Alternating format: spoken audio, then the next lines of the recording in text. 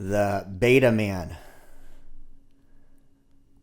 lacks this. And the toxic masculinity paradigm that I think we have heard so much about on social media, the idea that there's toxic qualities about masculinity, I think. Or that masculinity is just toxic in itself. Yeah, masculinity is toxic in itself, lacks this. The relationships that have constant conflict with no resolution or greater connection lacks this. And I think that most problems we're facing, even in the political climate, lacks this in some capacity. Preach. We're talking about polarity, masculine and feminine polarity, understanding the dynamic, the balance, the need for there to be an equal and opposite part that creates connection is what masculine feminine polarity is all about. And we're excited about this topic because we're going to dive deep into it. We had this conversation in our men's group this morning, got some great dialogue. And so Josh and I are going to go a little bit deeper into the content, but understanding that there is always a balance between masculine and feminine energy, and you have both as a man. There's absolutely a necessity to have both and to foster a space for both, to be aware of both, and to understand the strengths that are required from both. So polarity is easy if you think about it in the context of this world. We have a North Pole, a South Pole.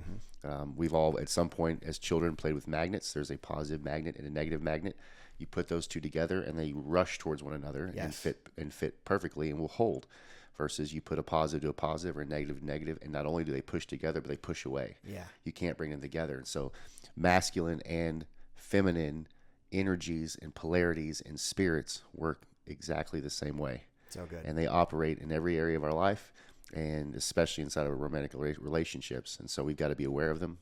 We've got to understand what they mean, what they are, and then also have the tools to make space to foster both of them. Because if they don't have the opportunity to grow and to live within our relationship, congratulations, you get to live the rest of your life on an island. Love that. So good. Welcome back to the High Value Man Conversation. This is episode 21, and we're talking about polarity, masculine and feminine polarity. We're going to jump right into this. First, let's give the listeners and viewers an idea of what polarity is. I think that's the first thing to talk about. A little bit of context of what is polarity. The magnet is a great example of it, but how does it exist in regards to masculine and feminine, or man and woman? And so that we're talking about not just energies, but we're talking about ways of being. Mm-hmm. So men have a way of being in the masculinity, and feminine have a way of being in their femininity. And we go through life and operate in certain ways and do certain things, probably not being consciously aware of the feminine or the masculine energies that we are in, the way that we're operating.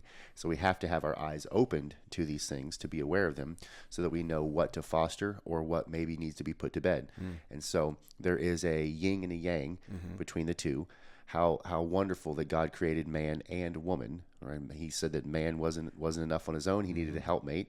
And so he created femininity as a complement to our masculinity. And so we go through life, like I said, and date our day-to-day and tap into both our masculinity and femininity. But if we aren't aware of what we're doing, how we're being, what the processes in our mind and our heart are happening, then we don't have the ability to integrate or make space for the opposites. And so it's an absolute necessary that we as men, because we are called to lead, you have to get this before you can expect your partner or your wife to get it. So you have to get it. You need to understand it. You need to foster it so that it has a chance. If you expect your wife or your woman to be the one that is doing the research and trying to get to understand these things so that your relationship has a chance, you're already set up for failure. So as a man, you've got to dive into this. So let's break it down. So there are very different qualities for each. So I think about masculine energy. This is not man or woman. It's literally energy. So when you think about masculine energy, this is the do. This is the logical. This is the left brain. So our brain is split up into a polarity, a masculine and feminine, a left brain, right brain. We've heard that. How funny is it that it's 50-50? Right. Half your brain is logical and half your brain's emotional. Yep. And so understand that dynamic. Masculine is driven. So this is the drive. This is the ambition. This is the thinking part of your being. I know most guys are problem solvers, the fixers, it's that logical left brain way of operating the world. Masculine is highly competitive. And so you think about what builds masculine relationships, it's typically some spirit of competition. I bet you can't do that. Watch me do it. And so that's the spirit of competition on the masculine side. From a feminine, The opposite opposing, also the complementing, is the being as opposed to the doing. It's much more intuitive rather than logical. This is the feeling side. This is the right brain. This is the emotion. This is the creative. This is the connection and collaboration rather than competition. Yep, it's also very tender. It's present. It's more soft. It's more beautiful and creative. And so, yeah, it's the femininity is, I think, what truly brings.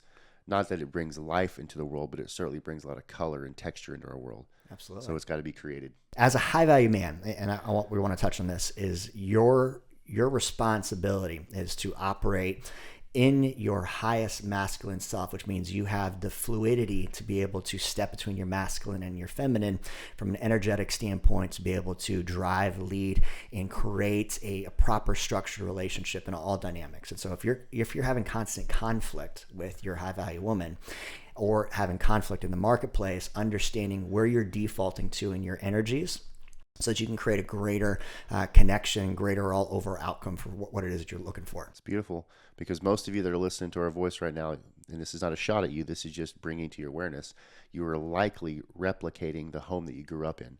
So you're likely replicating the father that you had or the mother that you had, or vice versa, the father you didn't have or the mother that you didn't have.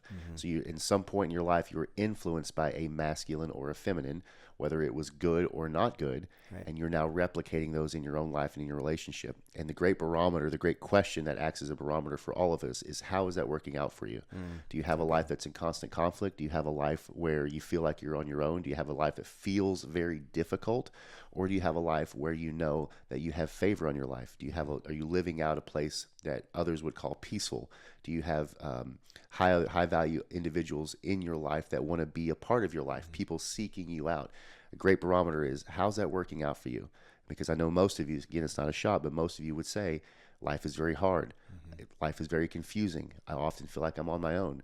Well, if that's you, then this completely applies to you, and you got to take it in.